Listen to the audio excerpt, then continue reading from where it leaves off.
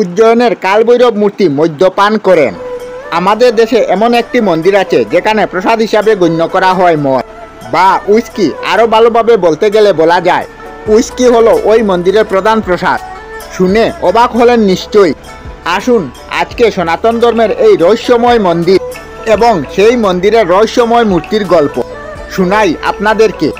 আমাদের সমাজে মদ মানে নিষিদ্ধ বস্তু। মদ্যপানকে খুব ঘৃণায় চোখে দেখে সাধারণ মানুষ। দেখবেন না বা কেন?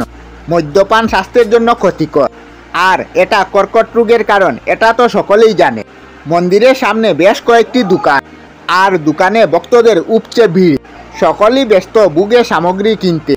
ফুলমালা প্রসাদের সঙ্গে সবের ডালা যেটি দেখা যায় সেটা হলো একটি করে মদের বোতল। হ্যাঁ, মধ্যপ্রদেশের উজ্জয়নের কালভৈরব মন্দিরে ঠিক এইরকম দৃশ্য দেখতে পাওয়া যায়। ভৈরব হলো সনাতন ধর্মের প্রধান দেবতা, শিবের হিংস্র অবতার, মৃত্যু ও বিনাশের সাথে সম্পর্কিত।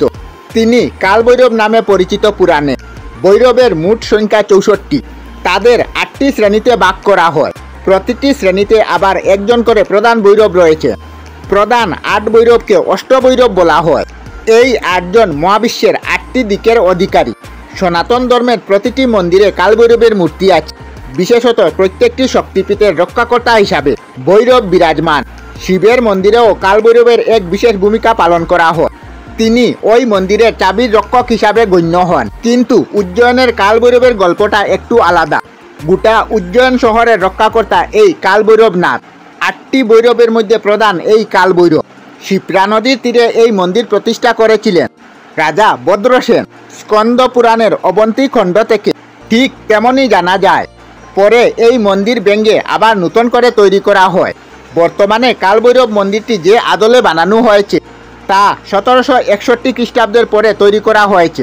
পানিপথের দ্বিতীয় যুদ্ধে মারাঠাদের পরাজয়ের পর মারাঠা সেনাপতি মহাদাজি শিন্দে যুদ্ধে যাওয়ার আগে কালভৈরবের মূর্তির উদ্দেশ্যে নিজের পাগড়ি দান করে যান।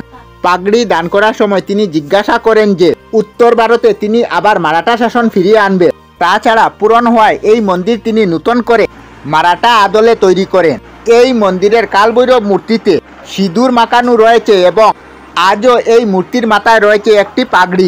এক সময় এই মন্দিরে বহু তান্ত্রিক, কাপালিক ও অগুরদের আড্ডা ছিল। তাই তন্ত্রমতে এই মন্দিরে আজও পূজা চলে। তবে অন্যান্য মন্দির থেকে এই মন্দিরটি বিশেষ আলাদা। সাধারণত সকল মন্দিরের আশেপাশে পূজার সামগ্রীর দোকান দেখতে পাওয়া যায়। ফল, ফুল, মালা, প্রসাদ, ধূপ এইসব সবগুলি পাবেন অস্থায়ী দোকান থেকে। তবে এই মন্দিরের আশপাশ জুড়ে মিলবে মদের দোকান। আর এই মন্দিরের ক্ষেত্রে এটা হওয়া তো খুবই স্বাভাবিক, কারণ এই মন্দিরের কালভৈরব যে শুধু প্রসাদে সন্তুষ্ট হন না, দোকান থেকে নানা ধরনের মদের শিশি কেনেন ভক্তরা। বিদেশি মদের পাশাপাশি রয়েছে দেশি মদও। উইস্কি থেকে রাম সবাই মিলে নাকি এই সব দোকান।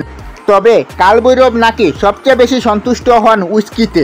তাই আশেপাশের দোকানে উইস্কি বিক্রি সাধারণত বেশি। তাই অনেকে এই মন্দিরকে উইস্কি বাবার মন্দিরও বলে থাকে। তবে শুধু প্রসাদ নয়, এই মন্দিরের পূজার পদ্ধতিও অত্যন্ত অভিনব। মন্দিরের পূজারী মদের বোতল খুলে কিছুটা মদ একটি পাত্রে ডালে, তারপর এই মদ মূর্তির মুখে ডালতে থাকেন। আশ্চর্যের কথা হলো কালভৈরব নাকি ভক্তদের ওই নৈবেদ্য গ্রহণ করেন সানন্দে। কোনোভাবেই এই মদ মূর্তির গা দিয়ে গড়িয়ে পড়ে না। তবে মন্দিরের পুরোহিত ছাড়া অন্য কেউ মদ পান করালে তা নাকি গড়িয়ে বাইরের দিকে পড়ে যায়। কিন্তু অনেকে মনে করেন মূর্তির মুখের কাছে একটি ছিদ্র রয়েছে। মদ ডালার পরে ছিদ্র দিয়ে এই তরলটি ভিতরে ঢুকে যায়। যদিও মন্দির কর্তৃপক্ষ কালভৈরবের মূর্তিটিকে কোনো পর্যবেক্ষণ করার অনুমতি দেননি, তাই এই দৃশ্য এখনো রহস্য রয়ে গেছে।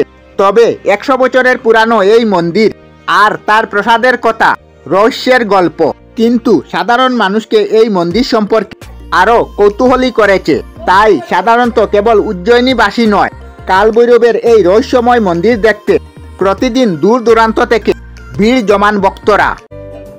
আমরা আমাদের চ্যানেলে সব ধরনের ভিডিও আপলোড করি, যেমন ব্লগ, নিউজ, কুকিং ভিডিও, ধার্মিক আলোচনা ইত্যাদি।